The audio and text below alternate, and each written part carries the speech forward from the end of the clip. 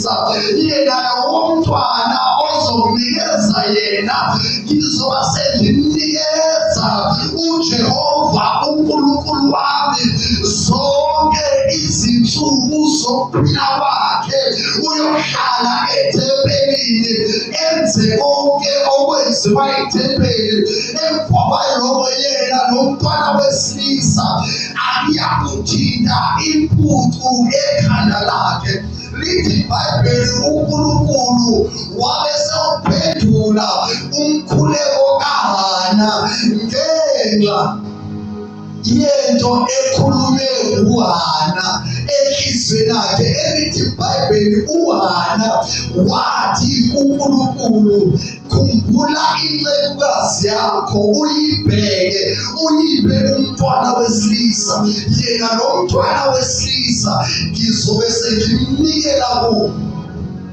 Uyahlala endlini yakho zonke izinsuku zokuphila kwakhe. Lithi iBhayibheli umpristi u-Eli ewuzwa nomthandazo onjalo uHana ethulula okusezibilini zakhe.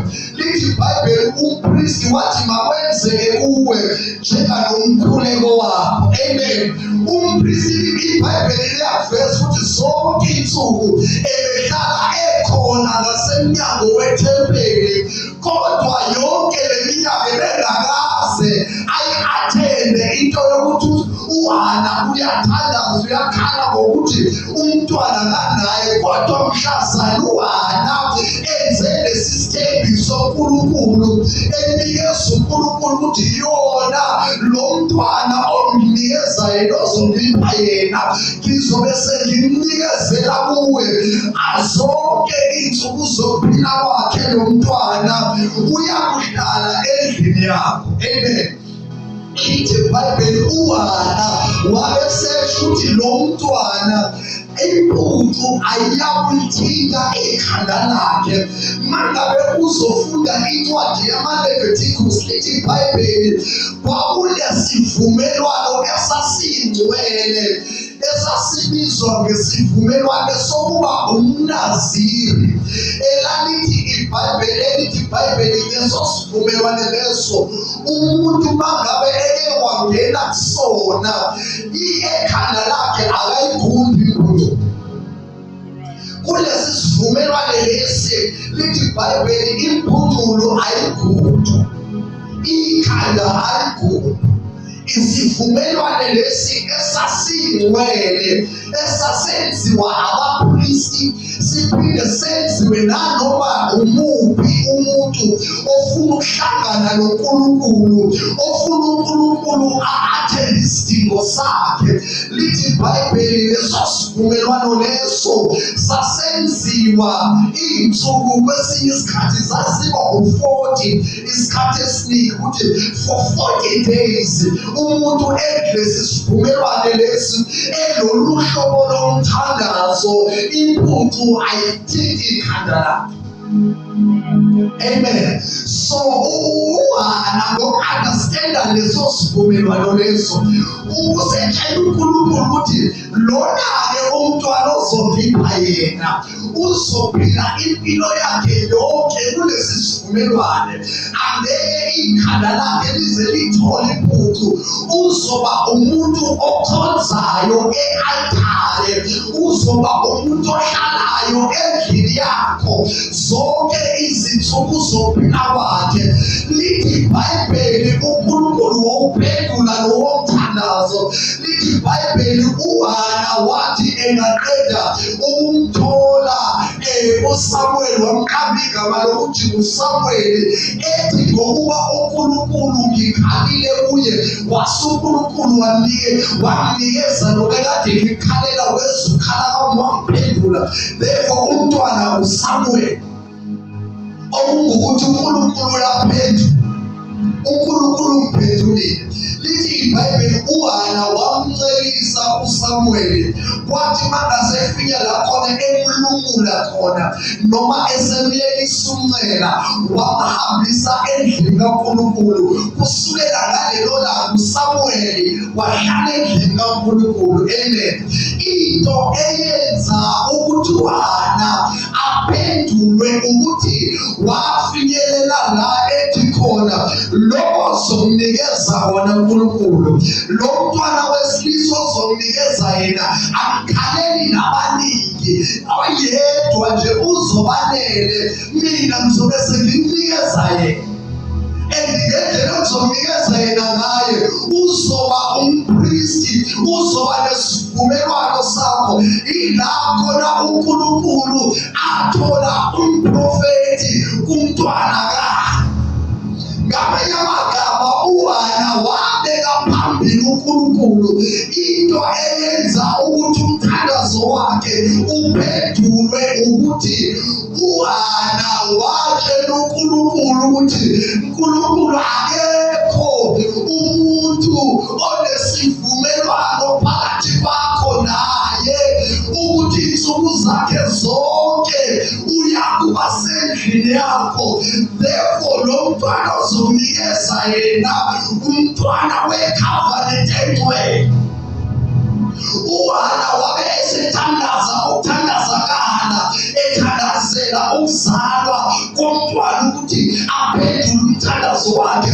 Lithi iBhayibheli wakhuluma enhliziyweni yakhe ukuthi uNkulunkulu lo mntwana lo uzoba umntwana wesivumelwano sakho. Zonke izinsuku zokuphila kwalo mntwana wesilisa ozomnikeza yena uzozichitha esendlini yakho, uzozichitha ese-altare lakho. Angeke aze enze into eziningi, angeke aze ayiphile enye impilo, kodwa uzoba umuntu wesivumelwano, uzoba ngumnaziri wakho, uzoba umprofeti wakho, uzoba umntwana wakho okhonza ethempelini. Elithi iBhayibheli uzalwa nje uSamuel, kwakuyisikhathi lakhona izwi likaNkulunkulu, lithi iBhayibheli, lalingasajwayelekile. Izwi likaNkulunkulu lalingekho, izwi likaNkulunkulu lalingosana, ukukhuluma kaNkulunkulu kwakungasekho. Wayengasekho umuntu okwazi ukuthi ezwe kahle izwi likaNkulunkulu. iBhayibheli liyaveza ukuthi nompristi owayehlala eShilo, iBhayibheli lithi wayehleli ngasemnyango. uHana uyathandaza endlini, umpristi uhleli ngasemnyango, kodwa manje uHana ufika la ibona khona ukuthi njalo mangabe ngizothandaza nompristi akekho endaweni yakhe, akekho e-altare, umpristi uhleli ngasemnyango, kodwa mina uNkulunkulu lo mntwana ozomnikeza yena, ngizomnikeza yena lo mntwana ozomvipha yena. Mina uzobe ungiphe indodana, mina ngizomnikeza umuntu ohlalayo endlini yakho zonke insuku zokuphila kwakhe.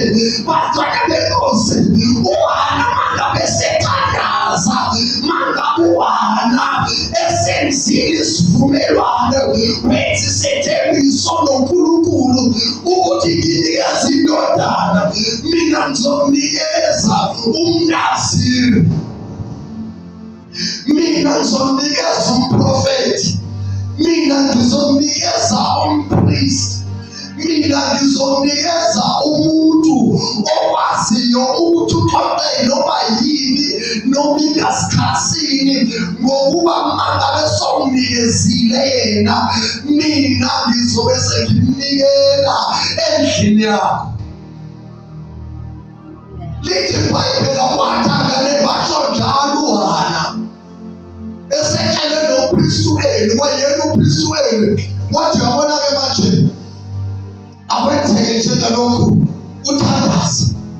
Ngamanye amagama nomuEli ayehleli ngasemnyango, nomuEli wayelimele mhlawumbe ngendlela elimele ngayo, nomuEli wayehleli ngasemnyango esephelelwe nayithemba, ngoba lithi iBhayibheli enye yezinto ethi ukuthi izwi likaNkulunkulu libe yingcosana, ukuthi amadodana akhe engumpristi uEli ayeseyizoni elala namadodakazi endlini kaNkulunkulu. Ngenxa yalokho lithi iBhayibheli izwi likaNkulunkulu lenkazimulo kaNkulunkulu yabe seyisukile endaweni yayo, kodwa wane bangathandaza kanjalo wona. Lithi iBhayibheli wasuka u-Eli wabalethethundaliwe yini. Kodwa wathi mangabe esephendulana noWani emtshela ukuthi umuntu asewenze isithembiso kuNkulunkulu ukuthi uNkulunkulu le ndodana azomnikeza yona nami ngizoyinikeza uNkulunkulu. Lithi iBhayibheli u-Eli wakhuphukela endaweni yakhe yokuba umpristi, wathi makwenzeke kuwe njengomthandazo wakho. Ngamanye amagama u-Eli wabeseyigxivisa umthandazo wakhe. Ngenxa yokuthi uHana wayesefinyelele la khona esibeka ngasemumva yena esebeka uNkulunkulu phambili. Mawufunda incwadi kaJakobe chapter 4 lithi iBhayibheli liyacela kodwa anamukeliswa ukuthi licela kabi ukuthi lichithele ezinkalukweni zenu. Into eyenza ukuthi liyacela liyathandaza uNkulunkulu kodwa impendulo alithole ukuthi inhloso yenu lihloso kubi enhlizweni yenu. Ngifuna ukuthi uNkulunkulu mangabe eseliphendulile ebese nina nichithela kukho impendulo kaNkulunkulu, nichithele kuzo izinkanuko zenu. iBhayibheli eliziveza kube yinkanuko ehlukene kathathu. Lithi iBhayibheli lapha encwadini kaJohane chapter 1, incwadi kaJohane yokuqala chapter 2, lithi iBhayibheli kukhona inkanuko yamehlo, kube khona inkanuko yenyama, ebese kube khona ukuphakama kwempilo. Lithi iBhayibheli ngesingisi there is the lust of the eye, the lust of the flesh, and the pride of life. Le athi uJakobe bangabefundisa uthi niyacela asifundele.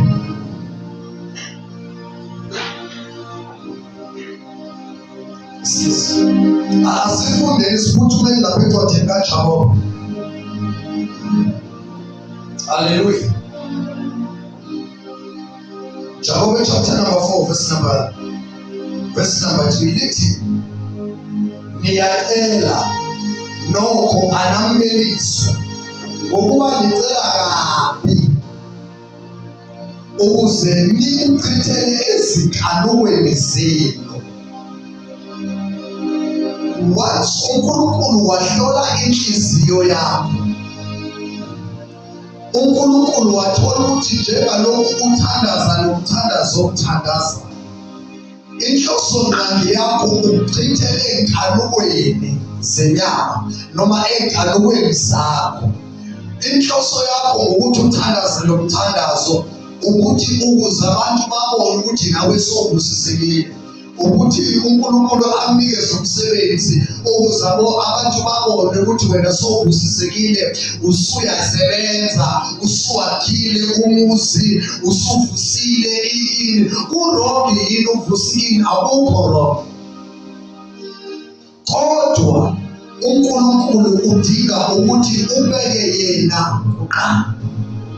Lithi iBhayibheli funani kuqala umbuso kaNkulunkulu nokulunga kukaNkulunkulu, bese kuthi konke lokhu okudliwayo nokuphuzwayo nokwembathwayo nemakhaya nezindlu ezinhle kuzakulandela, ngenxa yokuthi nifunile kuqala. Ngamanye amagama into eyenza ukuthi uNkulunkulu umthandazo angawuphenduli inhloso esenhlizweni. Lo mthandazo uNkulunkulu mangabe sewuphendulile uzawuchithela kuphi, uzawucelebrate kuphi, uzakhuluma ngawo kuphi. Amen. Ngamanye amagama uNkulunkulu ngaphambi kokuthi awuphendule umthandazo ufaka esikalini ukuthi mangabe esewuphendulile lo mthandazo othandazayo uzobe sowusele Haleluya. Ingakho lithi iBhayibheli liyacela anamukeliswa. Alithi iBhayibheli lithi celani niyakufumana, niyakwamukeliswa, funani niyafumana, nqobozani niyakufuneka.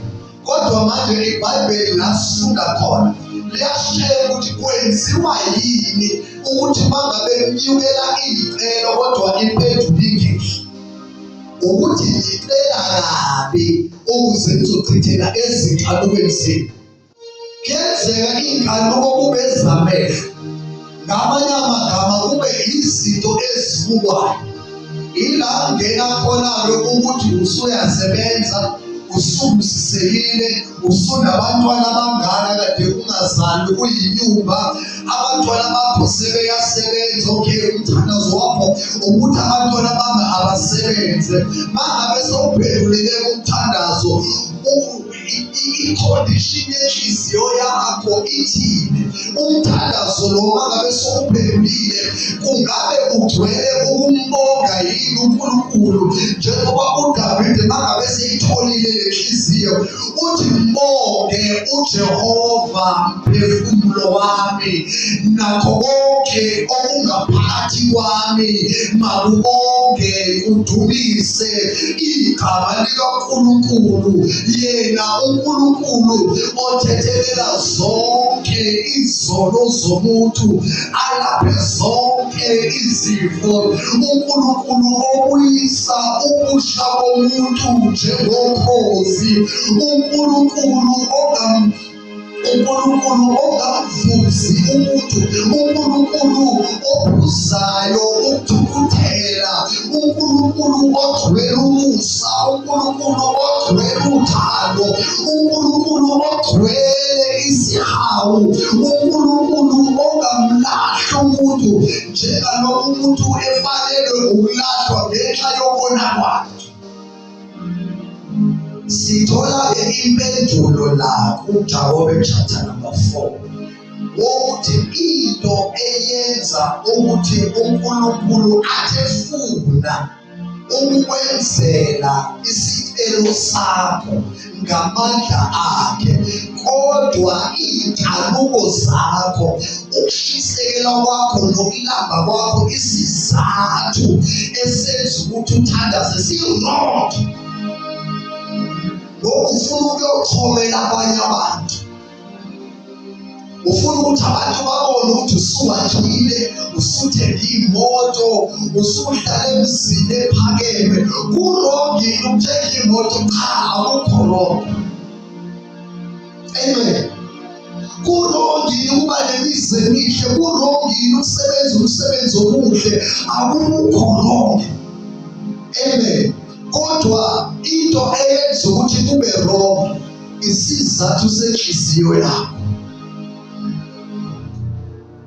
Njengoba lithi iBhayibheli asifune kuqala umusa kaNkulunkulu nokulunga kwawo, bese likuveze uJesu akuveze lapha ukuthi konke lokhu okufunayo uma uyazi ukuthi ngiyadinga, konke lokhu engidingayo uma uyazi ukuthi imisebenzi ngiyayidinga, uma uyazi ukuthi ngiyadinga ukuhlala ezindlini ezinhle, uma uyazi ukuthi ngiyadinga ukudla kamnandi, nidle into eniyithandayo ngesikhathi eniyisithandayo, uma uyazi ukuthi ngiyadinga ukuthi nigqoke kahle, nisweke, nithenge konke enithengayo ngemali yonke, nibe nemali yonke, uyazi ukuthi ngiyadinga.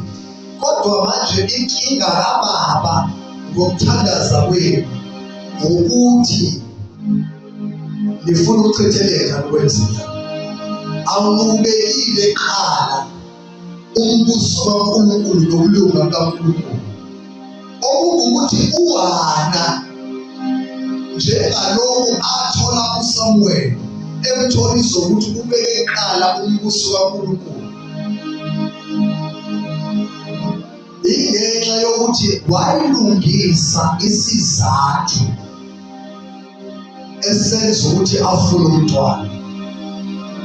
uHana wafinyelela la khona ethi umntwana njengamanje angisamfuneki, ukuthi ngitshengise uPenina ukuthi nginayo inzalo yabathola abantwana. Umntwana manje angisamfuni ngesizathu sokuthi abantu bonke nomndeni ubone ukuthi angiyona inyoni, kodwa manje sengimfunela uNkulunkulu. uHana wabeka phambili i-agenda kaNkulunkulu. Ake ngitshele imfihlo namhlanje ukuthi into ezokwenza ukuthi uNkulunkulu asheshe aphendule kulento oyithandazelayo ayikho wrong. Ukuthandazela ukuthola umsebenzi, ukuthandazela ukuphila impilo enokuthula, ukuthandazela ukuthi ikhaya lisimame, ukuthandazela ukuthi abantwana bayeke ukuphila impilo engenaNkulunkulu. Akukho lokho, uNkulunkulu uyakuthanda lokho, kodwa kulowomthandazo wakho. uNkulunkulu phambili, i-agenda kaNkulunkulu mayibe phambili, uhlelo kaNkulunkulu malube phambili. Amen. La elithi khona eBhayibhelini uHana esethandazile kanjalo wamthola umntwana. Mangabe singagijima lithi iBhayibheli u-Abrahama engenayo indlalifa wathandaza ukuthi akathola indlalifa. Amen. Bazama izabe ezine bathola u-Ishmayeli. Wathi uNkulunkulu akuyena lo mntwana engikhulume ngayo, ngimnikeze. Wena lungisa inhliziyo yakho, lungisa ukukholwa kwakho. Mina ngizomnikeza indlalifa, wena uzomnikeza umntwana ozomzalela isizwe esikhethekile. Kuleso sizwe leso uJesu ngizomletha ngaso.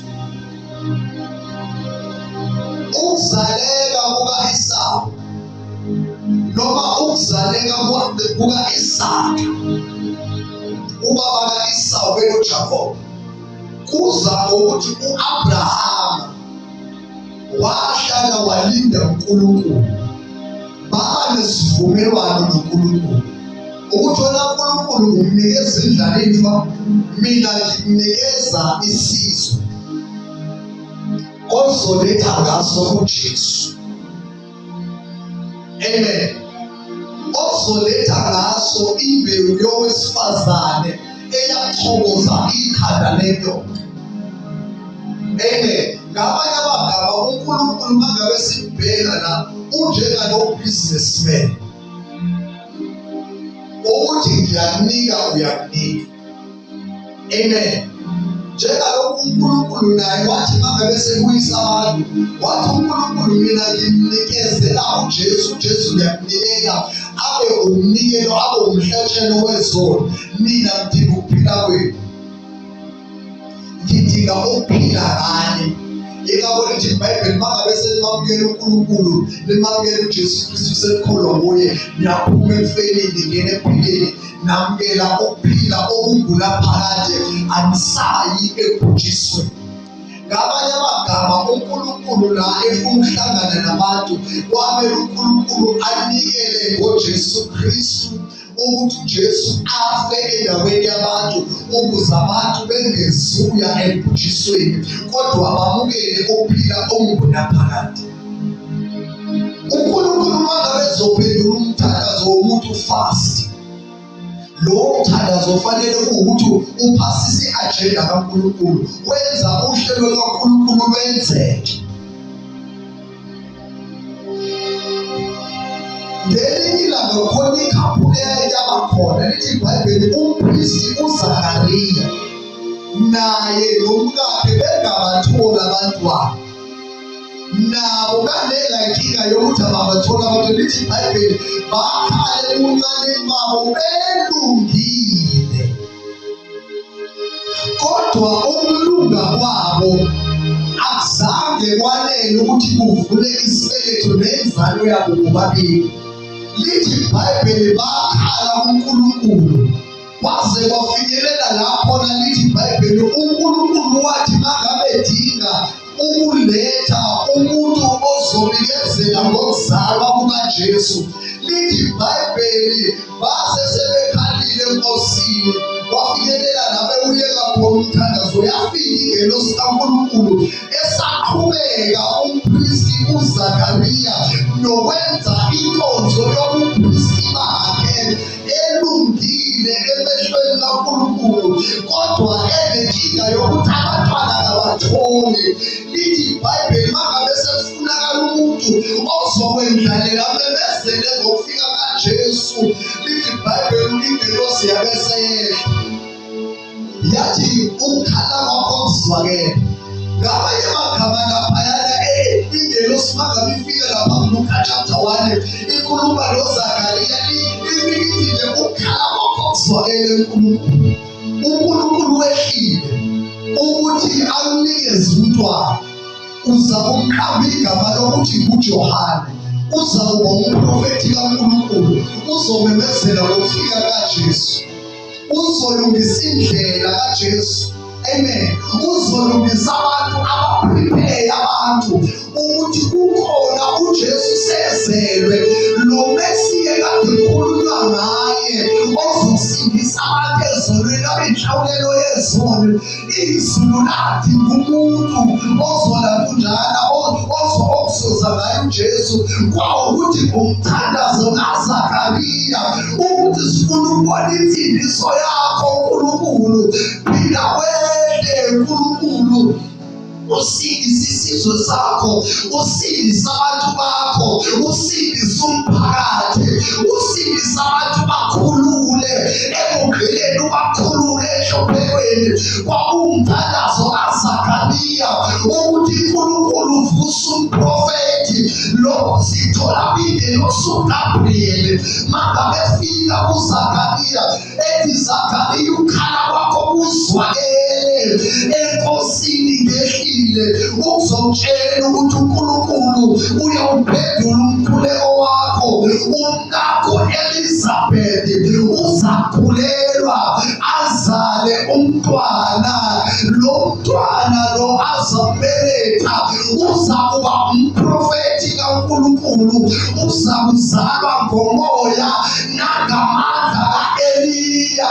Elithi iBhayibheli lowo mntwana lowo uyahlala emfihlakalweni aze aqine emoyeni. Emva kwalokho uzobe esebhabhatisa abantu ngamanzi, kube ukuthethelelwa kwezono, kube ubufakazi bokuthethelelwa kwezono, alungiselele uKristu, alungiselele uMesiya indawo lokuthi abantu babe sebemlindele ukuthi uzofika. Ake memezele ukuthi